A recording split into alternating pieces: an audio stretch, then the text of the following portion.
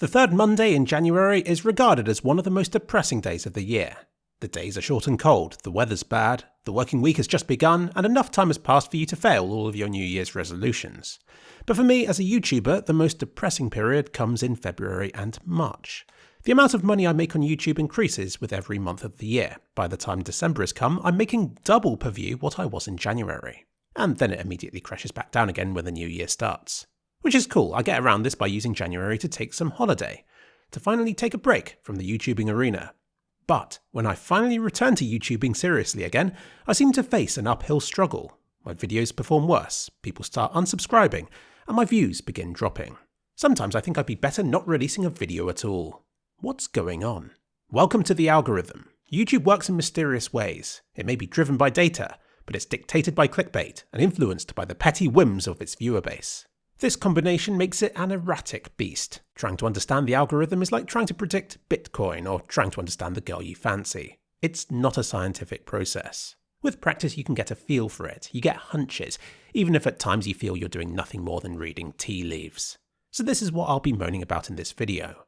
There seems to be a delay with the algorithm. When I produce very little content in January, it is often the month that my channels perform best in, which I think is something to do with how much work I put into them in December. I think this builds up momentum with the algorithm, which it then rewards my empty channels with in January. It's a kick in the teeth, but a welcome one if you know what I mean. But the opposite is true when I begin churning out videos again.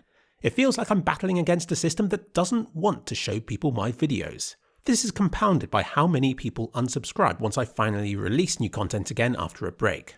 I figure these are people who were on the verge of unsubscribing before, but who were reminded of it again once a video of mine finally popped up on their page again.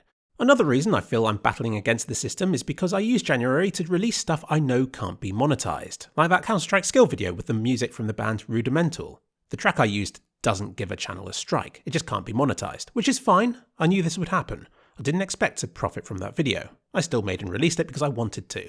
But the moment your channel releases a video that can't be monetized, it seems like YouTube declares war on your future content, punishing any video you release after that with fewer views, seemingly out of spite for the sheer nerve you had to publish a video with copyrighted music. The same happened with kliksphilip last year. He released the swear word video, and correctly labelled that as containing bad language. He did everything right. So YouTube then decided that all of his future content must also contain bad language, and began demonetizing every video he made after that. Nice one, YouTube. It broke an epic video spree that he was on, and is something I feel kliksphilip is yet to recover from. What I do like is how YouTube compares your videos to your 10 most recent ones. This means you're always battling against yourself and are going to win some and lose some.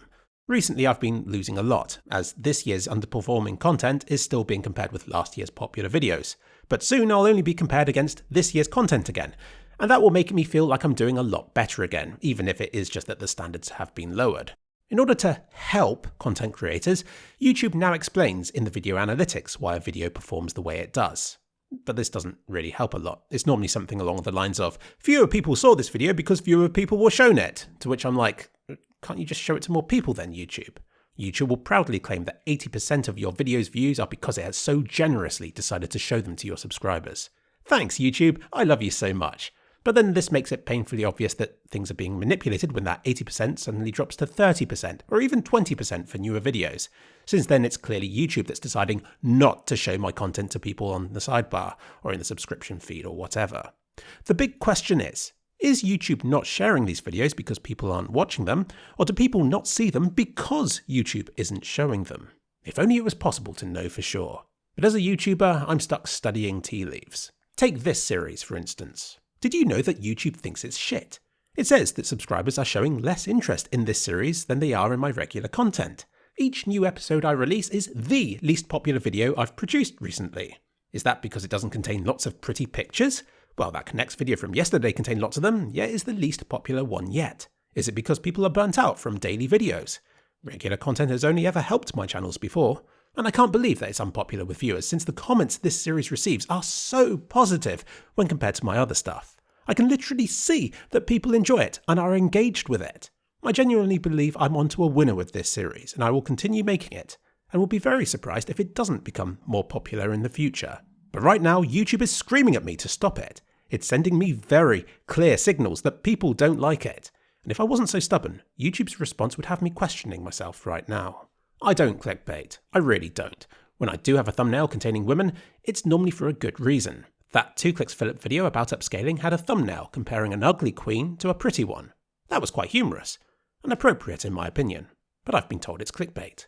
That GeForce 3080 8K video's thumbnail was based on a popular meme about the graphics card at the time, but again I got accused of clickbaiting in many of that video's comments, just because there are women in the thumbnail.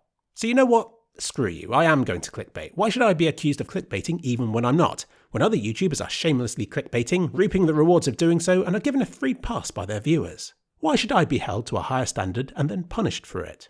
Just so you know, that 2kliksphilip video, despite doing everything right with its thumbnail and video length and the quality of its content, is by far the least successful video he's made in years. In the analytics, you can see the stats flat line after just a few hours. It's pretty depressing, really. At the same moment as that video, 3kliksphilip released another one, but this was just a short, low-effort video to tide his channel over. It took him an hour to make, and contained nothing but comparison clips, which in the past haven't performed well. He even tells people to play on them on his servers. Another thing people can't be bothered to do with CSGO these days. And yet, it's one of his most popular videos this year. Maybe it's because he posted a poll alongside the video. He hears the algorithm likes that stuff. But that video was only 2 minutes long. It should have been destroyed by the algorithm, which has encouraged us for years to produce longer videos which can be more heavily monetized.